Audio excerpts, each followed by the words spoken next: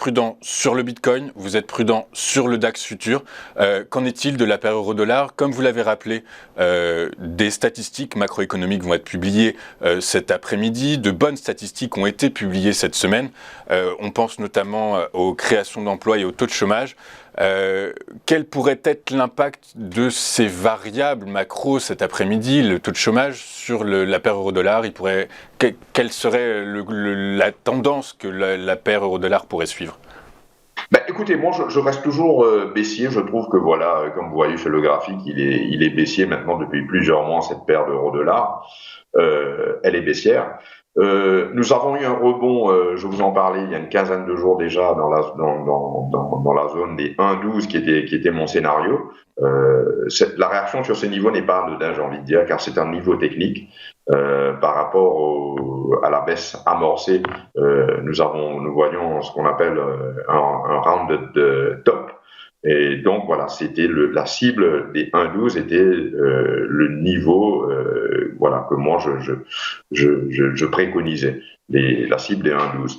Donc il faudra avoir une réaction dans cette zone là où il y a eu une résistance un peu, la zone des 1,13. Si ce niveau, par exemple, est transpercé à la hausse, s'il y a une cassure de ce niveau, on pourra espérer voilà, que l'euro-dollar aille un peu plus loin. Mais voilà, j'ai envie de dire qu'il est trop tôt pour parler de revirement de tendance. Et surtout que, voilà, comme Jay Powell l'a annoncé, il va arrêter son soutien, il va accélérer la baisse de son soutien à l'économie. Donc, on peut envisager peut-être une hausse du taux d'intérêt, ce qui favoriserait le dollar par rapport à l'euro. Donc, je dirais voilà d'être prudent, que l'euro n'est pas sorti d'affaire, que ce soit au niveau technique, même au niveau fondamental. Donc voilà, il faut toujours essayer d'essayer de vendre au plus près des rebonds qu'on puisse avoir.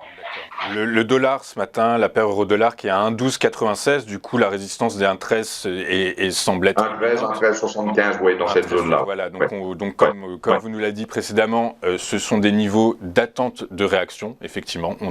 On a des variables macroéconomiques qui seront publiées cet après-midi, donc on est très attentif à la paire euro-dollar, sur laquelle, comme le Bitcoin et comme sur le DAX futur, vous êtes un peu attentiste finalement, pas à fort des choses. Attentiste, et comme je vous l'ai dit, c'est-à-dire que voilà, ceux qui ont les outils ou des traders avertis, il y a de belles opportunités, parce qu'il y a de la volatilité. Qui dit volatilité dit opportunité.